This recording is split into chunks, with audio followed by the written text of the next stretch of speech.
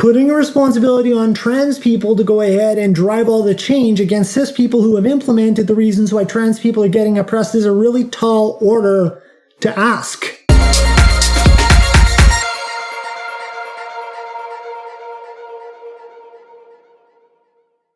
Hello to all, welcome to Dwell On It, a series where I, Taylor, answer your questions about my lived experience as a trans woman. If you're new here, what Dwell On It is about is, as I just mentioned, answering questions from you, and I receive those questions by comments or by DMs, and so if you would like to have one of your questions included in a future episode, please make sure to join the party. I write them down on a note card, put them in a grab bag, draw them out randomly, and make a small episode out of it. So please enjoy, please make sure to subscribe as I mentioned if you're new here. If you aren't new here and haven't subscribed yet either, make sure to please do that as well. Also, if you enjoy the content, please hit like. Liking does give algorithms some nudges and bumps and whatnot so that people who are interested in similar topics can see this episode show up in their homepage and suggested videos and so on as well to help broaden the message. Please make sure to take a moment, hit the share button and put this on your socials. Sharing is a huge value.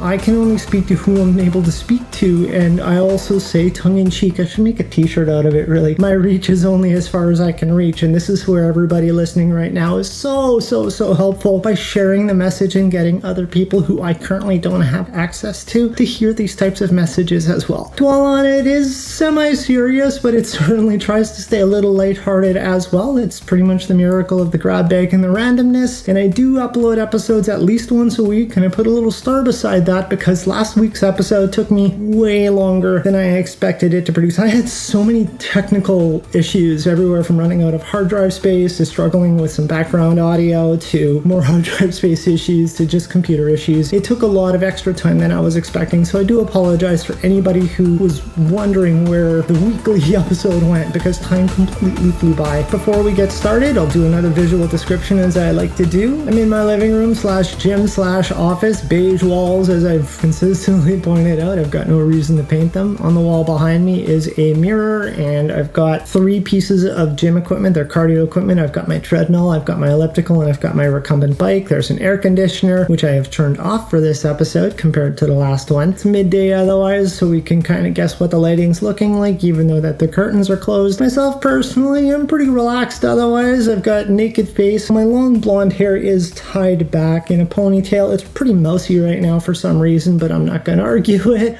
I've got a black sweater on. I think that's about the long and short of it. If you're new here and you haven't ever seen me before, I do have 3 piercings. They are underneath my right eye in a small, medium, large fashion going outwards towards a cluster earring on my right ear. I have 2 stud piercings. I've got a nose piercing as well. Before I draw in the grab bag, there's one question that I pulled out or kept on the side for a while, and I wanted to make sure to answer this one. I was waiting for a good opportunity to do it where I knew I could invest some time in it while also not being kind of out of place with, other events that have been going on, such as the last episode that I uploaded and so on as well. You mentioned you don't regret the time lost. How do you do that?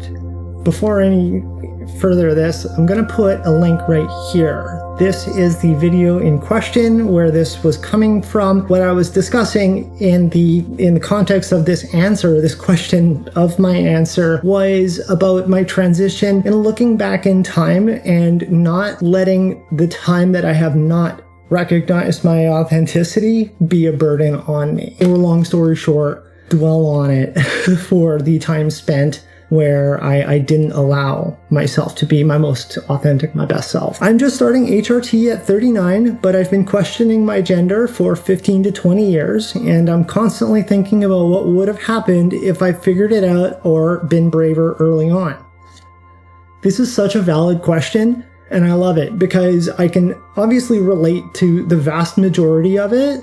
For example, I started HRT shortly before I turned 39, as a matter of fact. I came out very abruptly on my 39th birthday on June 7th in 2020, but I started HRT in February of 2020. February 1st, 2020 was when I took my first prescription. I've known my sense of self was outside of the boxes that I was getting put into from with no question my earliest memory. But even at that point, at the 15 to 20 years mark is what's referenced here, you're a lot more adult, you're a lot more conscious of the world that's around you. All of a sudden, you're starting to have access to different words or different ways to receive information, like dawn of the internet and so on as well. Now, all of a sudden, these things can start to help kind of answer, but nonetheless, that's not to invalidate one or the other, because some people will recognize their gender identity today and they're over 60 years old. It's entirely possible for that to happen. So I just want to relate my life story with this experience here. When it comes to constantly thinking about what would have happened, I know that I spent more time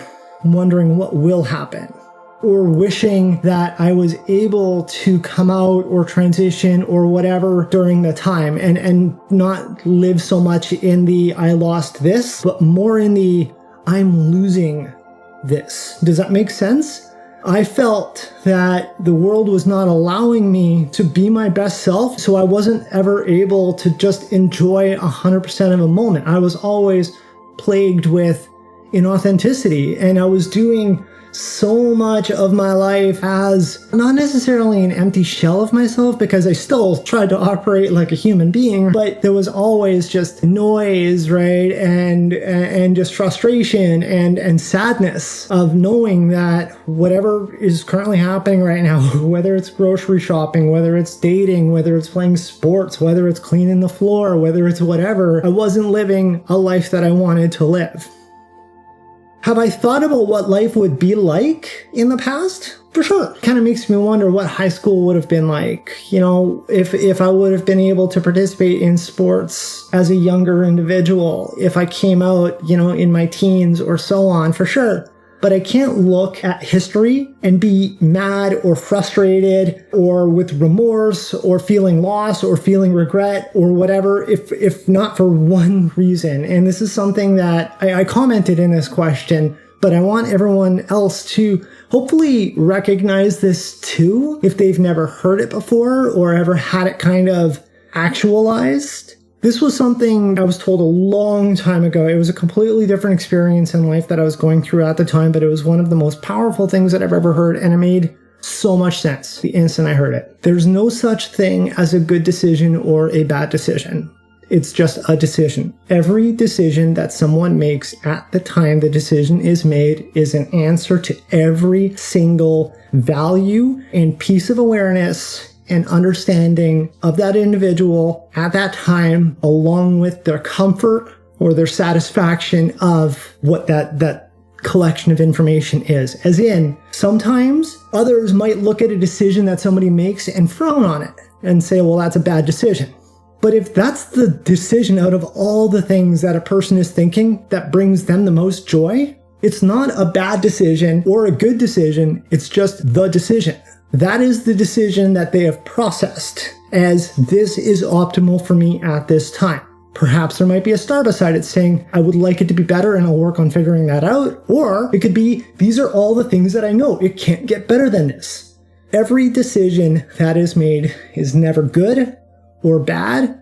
We can never quantify if it's the best or the worst, because we cannot go back to that exact moment of space and time. And I'm not saying that if you forgot to call someone and then you decide to call them later, you're revisiting that path. That's not how it works.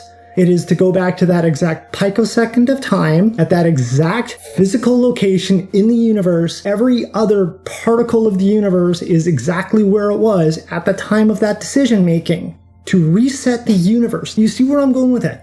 We cannot reset the universe to that precise moment and then do the other decision and then assess the results. That is never an option. And because of that, since we do not have a way to secure empirical data to say this is better than this, we cannot look at all of the answers. We cannot look at all of the paths. We cannot look at all the ifs and buts and compare them to ifs and buts that do not and will never exist. So knowing that, how can you hold remorse, fear, loss, anger, guilt, frustration to an answer that can't be solved? If you're carrying those emotions, you might be grieving the loss of moments. You might be grieving something that you might perceive or want or wish or will to have become the outcome. You're longing.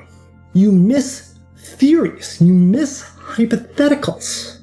You miss the maybes and the whats and the who knowses. You don't miss facts. You don't miss objective answers.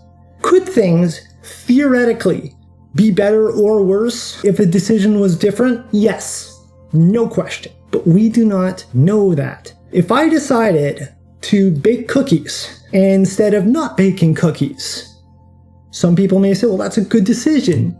You now have cookies. However, I'm bad at baking and I might set the stove on fire.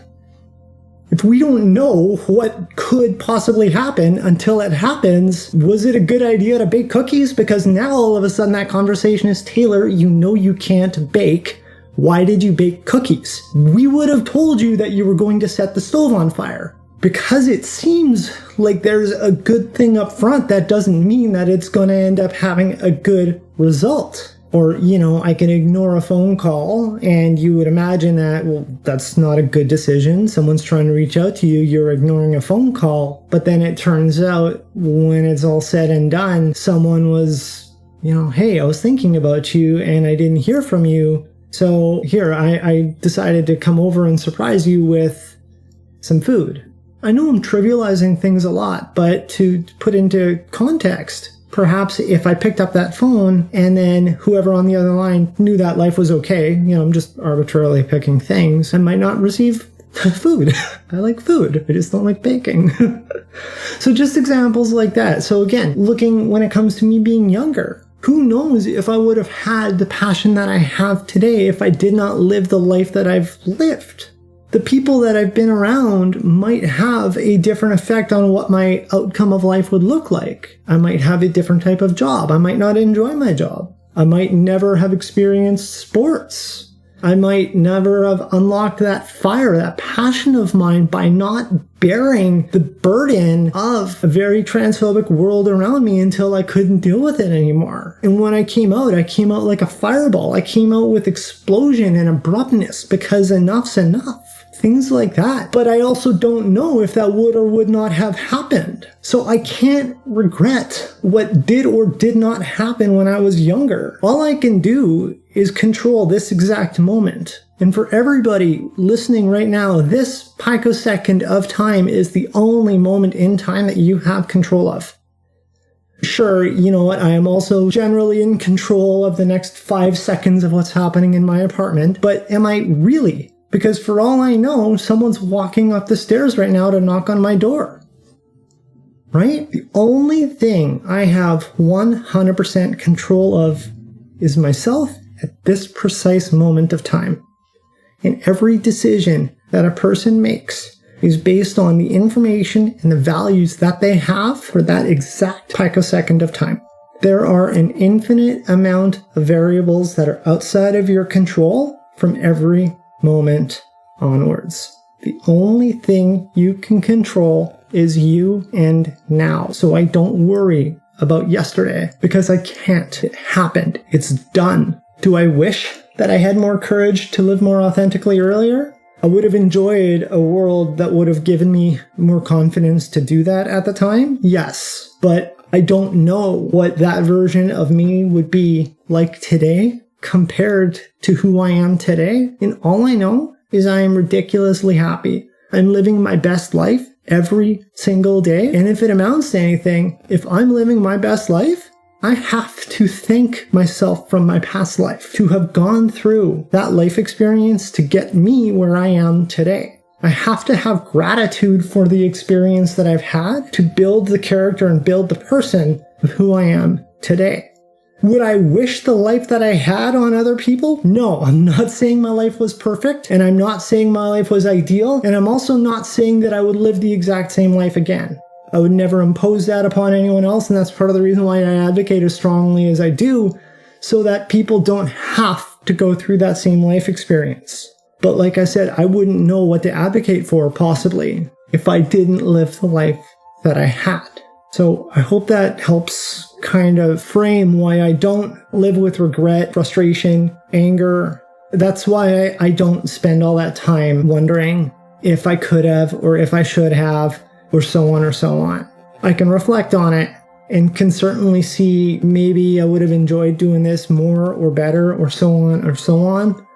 But I'm not saying that I never think about yesterday either. Don't get me wrong. I'm a softie. For anyone who knows me well enough, I'm very much a softie. I say time and time again, like, I love love. There's lots of times that I wonder if, I did something different earlier. Whether it's from a pre-transition life or not, even in recent history, if I did something different or if I said something different, I think about those things for sure, but I can't hang on to it because it happened, it's done. And just like anything else, even when it comes to my life today, as an advocate, as a trans woman, as a human being, all I can do is not worry about the things that I don't know if they're real or not, but what I can do is use what I know today and know what I want. Know where I want to be and know that based on my past life, my lived experience, even from 5 minutes ago, to know that I can use all that information to hopefully make the best possible future for myself. That is the biggest change that's happened between then and now. In the past, I was hoping for the world to create a better place for me. In the past, in a pre-transition life, I was waiting for everyone else in the world to give me a world that I'd feel happy in. And now I'm creating a world where I'm happy, and I'm doing the best that I can to help create a world for other people to be happy too. Is there anything you feel as a trans person you do better than a cis person? Perfectly timed. Understand the harm that cis people are causing on trans people. Flatly put, if you are a cisgender person, you do not and will not ever know what it feels like. You do not and will not ever know the harm that you as a cis individual are causing passively or actively if you are not helping create an equitable and just space for trans people. That's how it goes. Even the best well-wishing cis individuals are part of this pile. I'm going to put a simple call out. How many times for anyone listening to this right now who is a cisgender person have I asked you to share something and you have not? If you have not shared a message, you are causing harm. You are finding a reason to say your message is not important enough to get heard by other people. Period. End of story. And I'm telling you right now that if you ask me to share something that is important to you, I will. Why? Because if I expect you to help me out, it's my responsibility to help you out. It's not my responsibility to judge your values. It's not my responsibility to wonder if my audience or my network or my personal interest align with yours. If you're all into dogs, for example, and don't get me wrong, I like dogs, but I'm not big into like everything dog. But if you said, hey Taylor, can you just help amplify this message for a dog-based charity? Sure, whatever, fine. Not hurting me. People like dogs, right? That's it. Hey Taylor, I'm trying to, help my startup. Can you do me a favor and just put it out there? Yeah, sure, whatever, fine. I want to make sure that Higher Weller has some element of success. So for sure, if I want you to help amplify my exposure, my visibility, for what is important to me, so I'm going to make sure to do that for you when you ask. It's as simple as that. So very simply, every time a cis person hears a call for action from a trans individual and a cis person says, yeah, nah, that's harmful. You're judging. You're devaluing. You feel that whatever's being asked for is not important enough, or you feel that what's being asked for is something that you can't attain. Why would I ask you to do something if I did not trust or believe that you are helpful? Why would I ask you to do something if I did not have faith in you? Why would I ask you to do something if I thought the ROI was net negative? Why would I ask you to do something if I felt you were fundamentally useless? So pick yourself up. You're useful and prove it. Not for me, but for yourself. I'm not some, 9 billion subscriber TikTok every 3 hour, screw TikTok, but you know what I mean, right? Influencer or whatever who's just looking for people to go ahead and give me money. I'm not that person who's out there looking to get, like 4,000ths of a cent or something for every view. So every person that views something, I get 4,000ths of a cent. I don't even know what the pay is. I'm not looking for profit. I'm looking for noise. I'm looking for visibility. I'm looking for help. And I'm looking at cis people for that help. And the reason why that help is necessary is because of cis People do not recognize the harm that they have caused and are causing. And we can look at that on so many other relatable values. We can look at things like climate change. There are people who pick up garbage because garbage should not be on a sidewalk. And there's people who walk past garbage because they didn't put it there, so they're still not polluters. If you walk over a piece of litter instead of putting it into a garbage bin or recycle it, are you doing any better than the person who chucked it on the ground in the first place? No, the answer is no. So same thing, if you're not overtly transphobic, and you consider yourself to be an ally, and remember, allyship is not a badge you get to put on. Allyship is something that someone puts upon you by proving your allyship.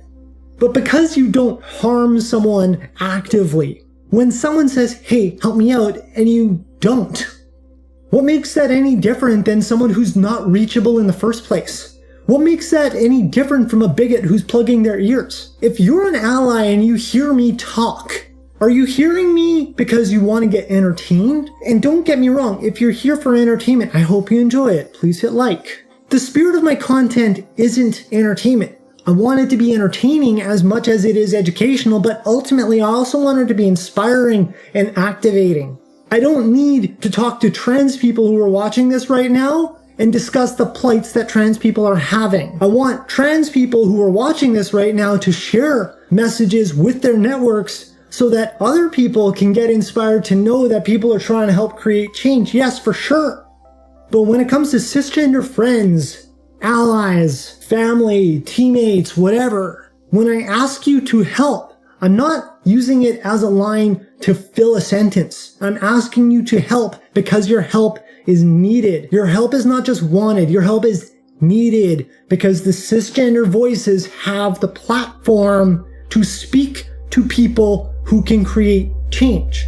Putting a responsibility on trans people to go ahead and drive all the change against cis people who have implemented the reasons why trans people are getting oppressed is a really tall order to ask. The reason why transphobia exists is not because of trans people separating themselves from the cis community and getting all Brexit on things and then recognizing that it was a bad idea. Well, theoretically, we'll never know, according to the last question. Trans people suffer transphobia because of cis people making decisions. That transphobia is encouraged, amplified, and enforced. And cis people are either complicit with it because they don't feel directly harmed. They don't think it's that big of a deal because there's not as much noise about it as they hear someone like me say. But, you know, stats, numbers, probability, 0.33% of Canadians are trans. And usually ballpark about 1 to 3% of people as a whole are an advocate-style personality type. So the probability of experiencing someone communicating trans issues as passionately as I do is very, very low. So that's part of the reason why you don't hear the conversation as much, which is why it is that much more important when the message gets sent to you to please act, to please share, to please help. Understand the very uniqueness of that person asking you to help. So one thing that I do better than any cis person out there is know the harm that cis people cause. And I'm going to say this with as much respect as I can for every cis person who busts their tails as allies, as leaders, as creators of change who have foundations and do this and that. And they might do that because they're inspired by friends. They might be inspired by family. They might be inspired by ethics. They might be inspired by responsibility. They might. And they might be putting 24/7 of their lives into trans rights. The one thing they cannot and will not ever do is know how it feels. They, at any point in their life, can stop. They might get flagged with being an ally and deal with consequence because of that, and that's a different argument. But they will never know inside their heart, their gut, the hurt, the pain, the oppression, the abuse, the ignorance, the isolation, the loss, the fear. They will never know those things. They will never know the consequence of the harm that cis people in history, cis people in present, and cis people ongoing create. They will never personally feel it. It will never be in their gut. They can understand, they can be empathetic, they can be studious about it and be like, okay, well, it makes sense to advocate for trans rights. It makes sense to overturn these policies that are harmful. It makes sense to go ahead and be as inclusive as we can for an underrepresented community and so on. They can do all those things, but they will never have that in their gut, their heart, their feeling. They will never have that feeling when it comes to being a trans person. Just the same, racism or people who have disabilities. I will never understand those feelings. I can certainly empathize and relate and see the intersectionality and the calls for action and the need for change. But I can't say that I can experience and know exactly what it feels like. Oh, honey, I get it. No, I don't get what it's like dealing with racism because I'm white. But I can tell you that if a person of color came to me and said, hey, Tay, can you just help forward this message? Hey, Tay, can you help amplify this? Hey, Tay, there's a march going on here. Are you able to show up? Hey, Tay, there's some donations going on. Can you help out? You know damn well that I look at it and be like, if I can, I will. There's no reason why cis people can't share a message. And if a cis person listening to this is like, well, my audience doesn't want to hear it, change your audience. That's how it goes. If you feel that your company does not want to hear about equity, you're part of the problem. To say it very flatly, if you're watching one Nazi have dinner with 9 people, you are watching 10 Nazis have dinner. That's how it goes. If you create space for bigotry, if you create space for racism, if you create space for transphobia, if you create space for ableism, if you give a hall pass for fascism, yeah, well, you know, I don't share their views, and yeah, I totally understand how you feel, but, you know, Dave's kind of funny, so, you know, it's validating any reason to support someone who is bigoted, transphobic, racist, fascist, whatever. If you feel that your audience does not want to support equity, you're in the wrong audience. I guess ultimately, is there one thing as a trans person that I do better than a cis person? Is care about people who aren't cis people, is probably the easiest way to sum it up in a nutshell.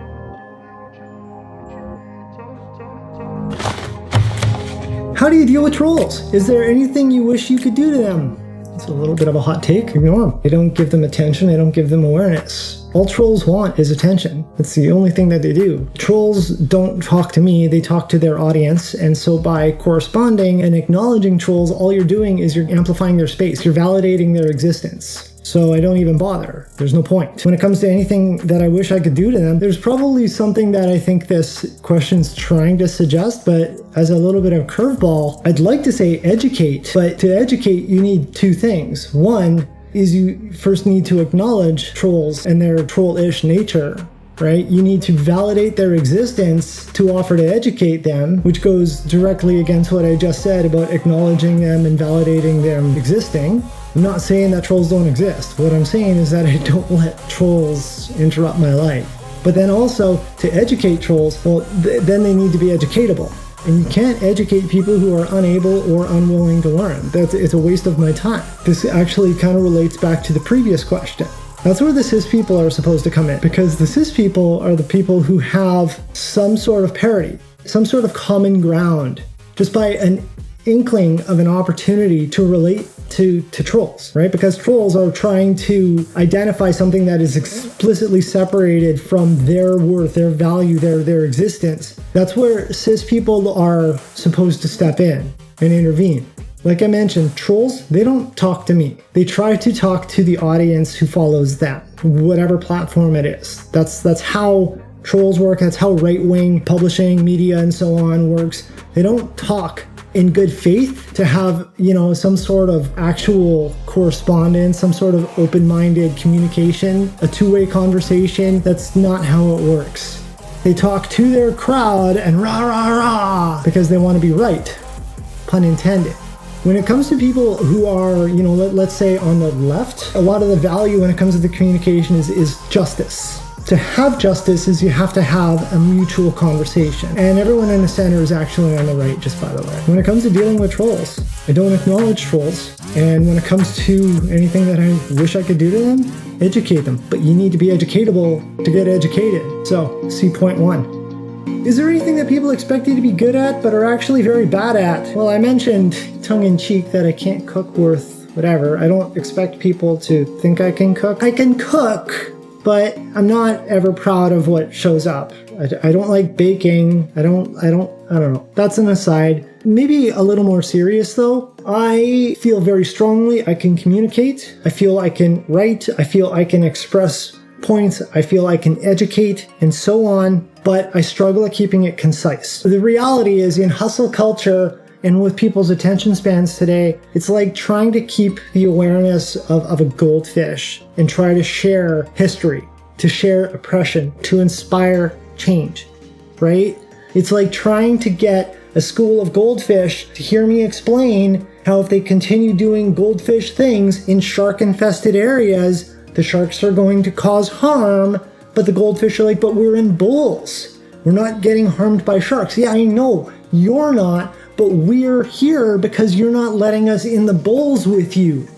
And the goldfish already forgot what I was talking about. Or they stopped caring because they're talking to their friends being like, this doesn't matter. We're in our bowls. We're in our goldfish bowls. What's this worry about sharks? The sharks aren't gonna get us. So it's really difficult to share messages in such a compact way and just act now and give them an inspiration about why. Because these types of topics, you can't just run and gun solution to that because the sharks are already prepared to fight back. And having a bunch of goldfish just goldfish away, if anything, it just gives the sharks more to work with because now they're going to eat the goldfish because the sharks are going to figure out how to tip over the bowls and eat the goldfish. That's how it works. So you have to explain to the goldfish a battle plan, why a battle plan has to happen, what needs to get done to work together as a group, as a community. Go find the salmon, go find the seals, go find the walruses, go find the whatevers. Let's all get together. We have to do this together to not let the sharks eat us. But the goldfish still already forgot what I was talking about because they're in their bowls. A really good example of that is that last video that I uploaded, which I'm going to put right here. It's 2 hours long. Do you think I want to put an episode of Dwell On It at 2 hours long? I'm telling you right now, transparently, this raw recording is over 50 minutes. I have no idea where it's going to be in a timestamp later. Of course, I'm editing it down. But this is me trying to talk and share and communicate. That had over 5 hours of raw content, and I had to cut it down as much as possible to keep some goldfish aware and leave notes to say, hey, goldfish, should you choose to be interested to come back, there's links, there's bookmarks, there's things you can come back to. And I'd have to say, easily, I am not happy with the view count on it. I'm not happy with the inaction on it. I'm not happy with the fact that I busted my tail to put something that I would consider to be, like, I'd have to cut it down further if I ever wanted to be a TED Talk. But it's literally what would be my conversation if I did a TED Talk. And explains the roots from gender testing in the Olympics to the broken policies, to the broken affirmations, to solutions, to calls for action. It's an entire story because the goldfish need to be taught. But the goldfish also aren't interested in learning because they already forgot why they were there. Or they see the timestamp of 2 hours and like, oh, I'm not listening to that. I'm not watching that. Because they feel whatever they're doing is more important than what I have to say, and I don't know how to say, help save trans lives in 30 goddamn seconds. Because it gets said all the time. It gets said all the time. It gets said by celebrities. It gets said by public figures. It gets said by advocacy groups. It gets said by political leaders. It gets said by media personalities. It gets said by journalists. It gets said by athletes. It gets said by, it gets said by, it gets said by, it gets said by, and it gets said by so many people in so many places in so many ways in that much of a time frame, and it still does not interest the goldfish. So I don't know how to communicate this incredibly important need in a way that is able to get into the brains of the goldfish to get them inspired enough to act. People praise me for my ability to communicate, and people praise me for my articulation, and people praise me for my intellect, and people praise me for my ability to provide resources and understanding and objective solutions for this, that, and the other thing. And people praise and praise and praise and praise. And the amount of praise that I get, people would think that I'm changing the goddamned world. But I sure feel like I'm not. And if I'm not succeeding at that, I don't think I'm very good at it.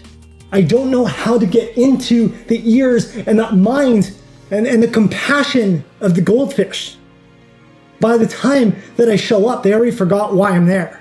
People have the audacity to go ahead and open my emails and click my links and follow this and follow that, and then not act when I say, hey, please act.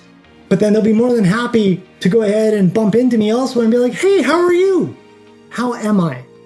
Just take a guess what the actual answer is in my head about how am I.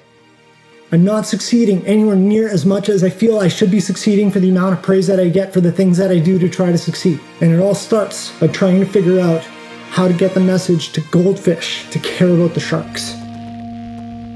Is there a responsibility that you feel is unfairly put on transgender people? I love how this created a story. Trans people having to do the work. Honestly, because I already spoke about it before, I really don't feel I need to get into it, so I'm just going to use this as an opportunity to reiterate it. Cis people cause harm, okay? And I'm not saying that as for cis people, a cis person be like, ugh. Cis people as a whole have caused harm because cis people as a whole have created space for harm to be caused. Cis people as a whole, as a community, have not stopped the harm before it got too big to stop. As an individual, you might carry the values and the ethics and so on that I mentioned earlier, and you're doing the best that you can. Good.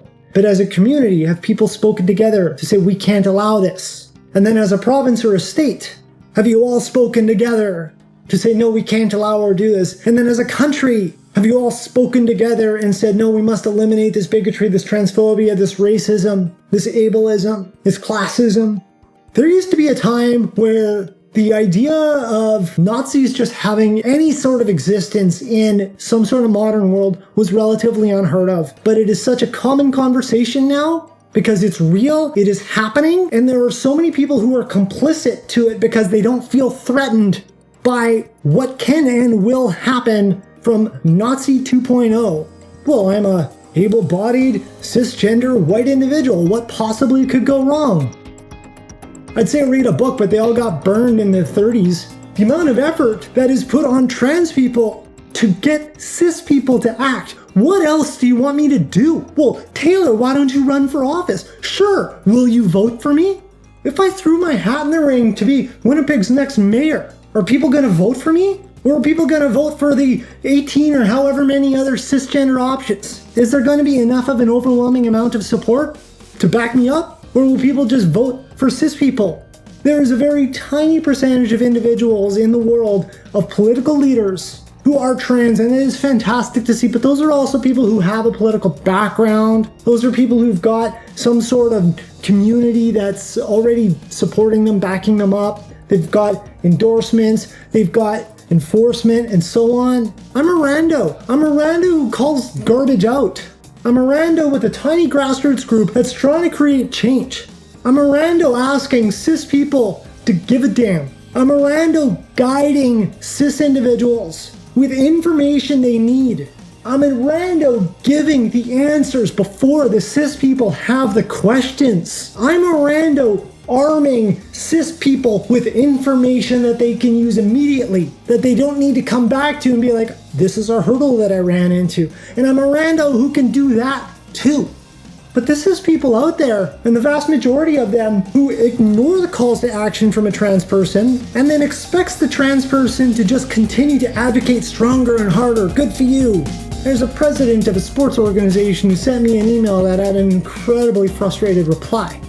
Hey, good for you. Keep advocating for trans rights, this, that, and the other thing.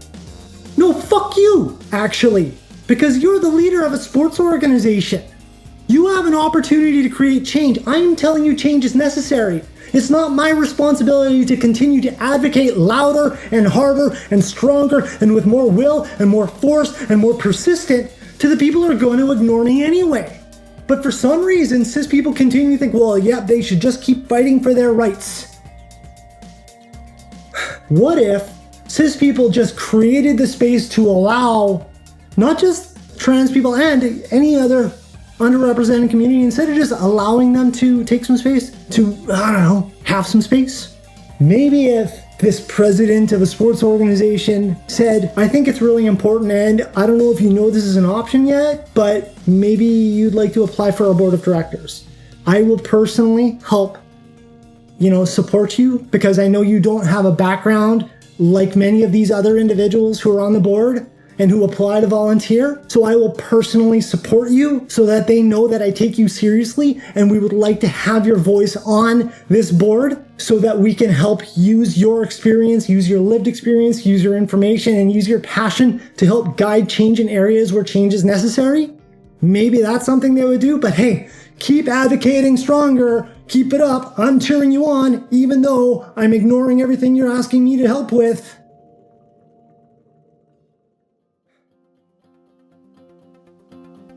And that's life in a nutshell. I'm going to wrap this one up. This got a lot more passionate than I was hoping to be. This also got a lot longer than I was hoping it to be. I literally in my head, I'm like, I hope I can get this down to maybe 15 odd minutes or something.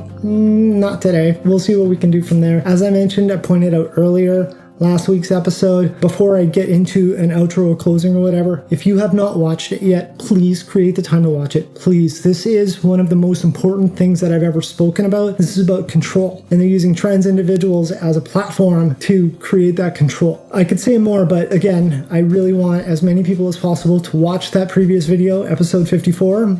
Please share it. Please help me see those numbers go up.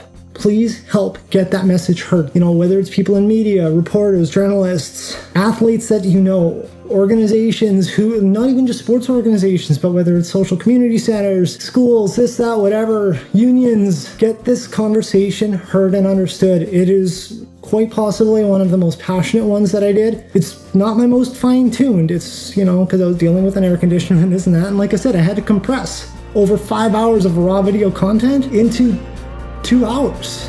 So I had to cut some corners, but again, Goldfish, please make sure, take that time, watch the video, share the video, and for this one, of course, if you have not subscribed yet, please subscribe. Please subscribe. Having more people watch these videos and share these videos helps mean that more people get to see these videos too.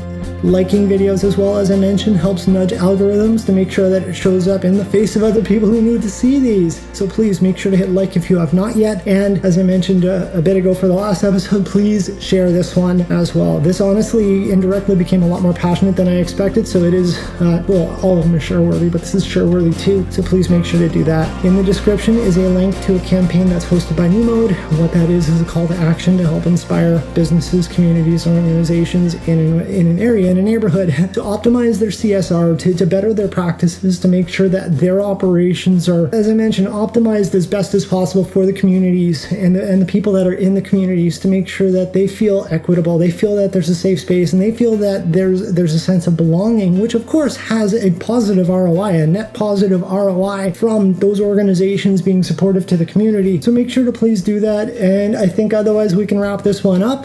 I hope I can get editing this right away, because that last one took me way longer than I expected. I got hard drive space now again. Hooray. But let me close this one off here with thanking you for taking the time to make it through this episode. As always, please watch that last episode if you have not yet. Please do that. And otherwise, I hope you have a great rest of your night. And I know this is going to end up on a t-shirt at some point or another, but have a great rest of your week, as I always love to say. And I'll talk to you later.